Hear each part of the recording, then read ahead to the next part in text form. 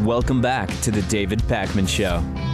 Back on the David Pakman Show, Monty Belmonte here for producer Louis Motamedi. I think it's going well so far. I think so. This is something we do regularly on the show, which is as people become new members of the David Pakman Show, and the list of benefits is so long that I won't even bore you with it, Monty, because we could do a show on what members get. It's pretty remarkable. I do want to welcome the two latest David Pakman Show members of the week, Clinton Lowe and Srinath Jagannathan, and everybody who joins really becoming a big part of the success of the show, or lack of success if there is no success. If you don't have names to read, there is no show. Exactly. So responsible for both the pluses and the minuses that happen to the show. I guess it's a risk many people willing to take. It's like a show share. It's like a farm share, an investment you make up front in the hopes that you will reap the benefits of David Pakman Show. I've never actually thought about it that way. But what I have thought about a lot is something I've been mentioning, which is that if you go to davidpakman.com/secret now, you're not going to find this on our website. You just need to know about it. We have a special package deal on a 1-year membership and a David Pakman Show t-shirt made from 100% recycled cotton scraps and plastic bottles. And I'm a big water bottles are a huge problem type of guy. So I like the idea that these shirts are actually taking some of that plastic and turning it into something kind of useful. It's kind of cool, I think. Doesn't it hurt to wear the plastic bottles? It's softer than 100% cotton. I guarantee it. All right. Well, let's get to our interview with my former economics professor, Richard Wolff. Back on the show is Richard Wolff, Professor Emeritus of Economics at my alma mater, the University of Massachusetts, and currently a visiting professor at New School University in New York City.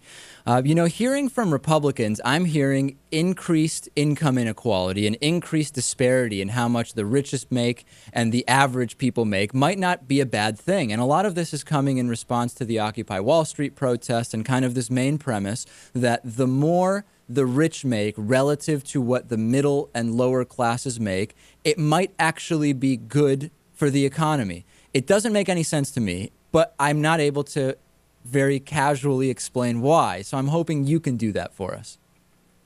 Well, it's a very old argument. I'm trying to be polite, so I'll call it an argument.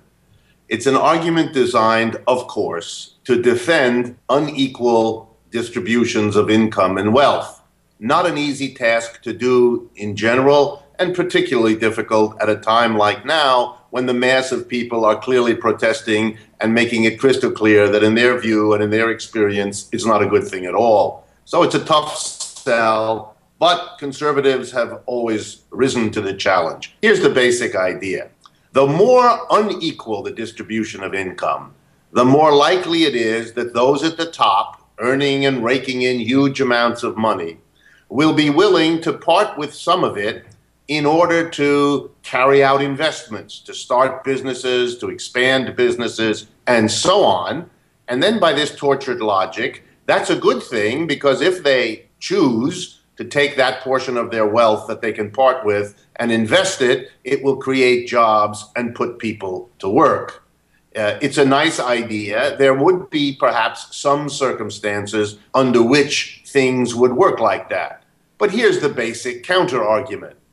First of all, if you give more money to rich people, there is no guarantee and nothing built in that will make sure that the extra money they get translates into investment.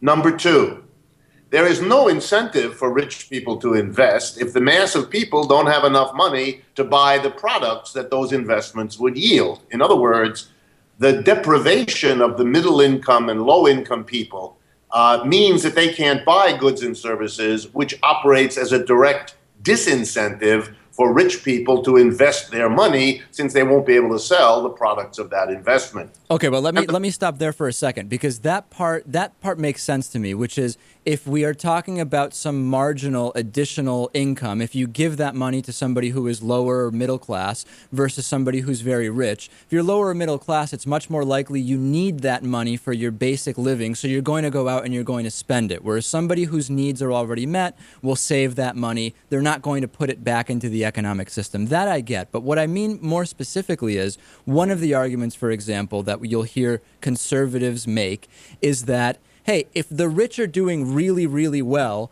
that's going to bring up the average for how everybody's doing. So the disparity, the distribution of those incomes is not totally relevant. So that's separate from, for example, a tax cut for the rich. But explain why that distribution of incomes doesn't make sense.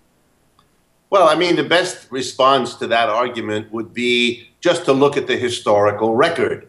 We have, over the last 35 years, gone here in the United States from being one of the most equal of the advanced industrial countries. That is, the gap between rich and poor was the smallest in the United States, say in the 1970s, when compared with countries like Europe, Japan, Australia, and so on. Here we are 35 years later. We have made the rich become relatively much richer. The mass of people have gone nowhere with their income. So we now stand as number one in the degree of inequality of wealth and income. If that was supposed to have good consequences, no one can see them. We have record high unemployment. We have record high home foreclosures. We have people having to accept jobs way below what they have been trained for. The economic good results supposedly to come from greater inequality are the exact opposite of what the historical record shows us. All else being equal, would the current level of income inequality be much less detrimental to the economy if we had a more progressive tax bracket? I don't think so, because I think unless you're talking about an unprecedentedly progressive tax bracket, what we would likely see is a less government indebtedness problem. In other words, if we jacked up the rates on income tax to, say, the level they had in the 1950s and 60s, when, for example, the top bracket on the personal income tax was 91% compared to the 35% it is today, that would bring in revenue to the government of the United States from the wealthiest Americans, and that would relieve the government from having to borrow the money and run the deficits and build up the debt that we now see. But in terms of dealing with the more fundamental problems of the American economy, I'm afraid they go beyond the distribution of wealth and income.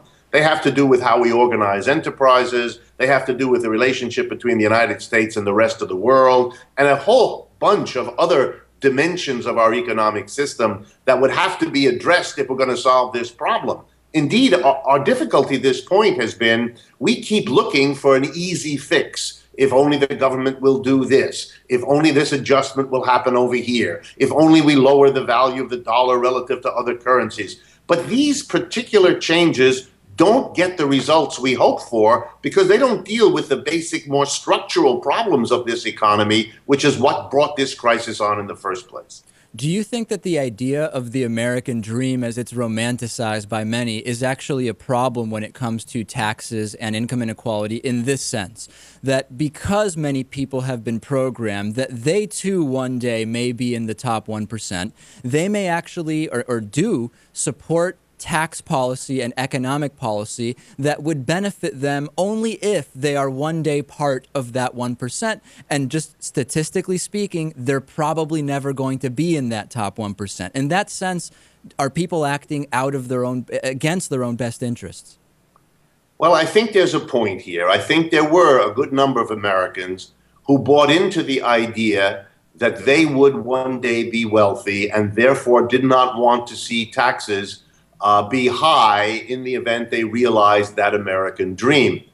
But I think here's the most important piece of information for those people and for all of the rest of us watching. Never before in American history have we had a period of 30 plus years during which real wages no longer went up. From the beginning of our history as a nation, the late 1800s, up to 1970, real wages rose every decade in American history over the decade before. That meant you built up a sustainable, believable notion, maybe not that you'd be rich, but that you were going to be better off next year than this year, and maybe you could extend that through fantasy to the notion you'd be rich. And so people might have the idea, let's not have a tax on rich people that we might one day become. But after 30 years of stagnant wages, after a crisis now in its fifth year and no end in sight, after young people informing their parents that their job prospects are really grim. What you're having now is a growing number of Americans realizing that whoever gets the American dream is not going to be them, that their chances are not there. And with that comes the willingness, I think, to tax the few who still are enjoying that American dream because they've been frozen out of it. And I think that's a growing perception in America. And it means that those few who imagined they might one day be rich are becoming very few indeed. All right. Professor Emeritus of Economics at the University of Massachusetts, Richard Wolff. Really great to talk to you again. Thanks for joining us. Thank you, David. I hope to talk to you again in the future.